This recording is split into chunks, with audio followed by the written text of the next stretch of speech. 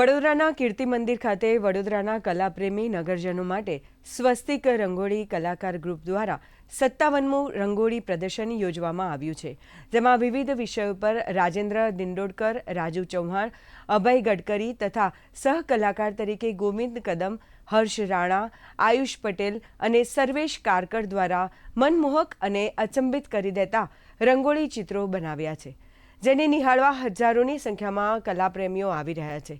આ વર્ષે પણ પાણીમાં તરતી રંગોળી અને 3D રંગોળી મુખ્ય આકર્ષણ છે।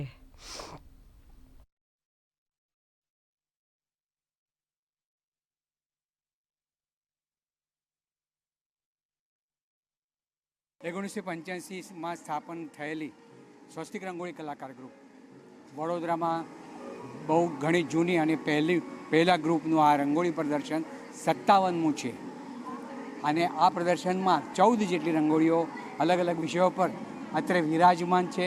લોકો વખાણે છે, જોવે છે અને અમને અભિનંદન આપીને જાય છે। ये जो जिन्होंने भी बनाए हैं इसको, इनसे ज़्यादा क्रिएटिव इंसान हो ही नहीं सकते।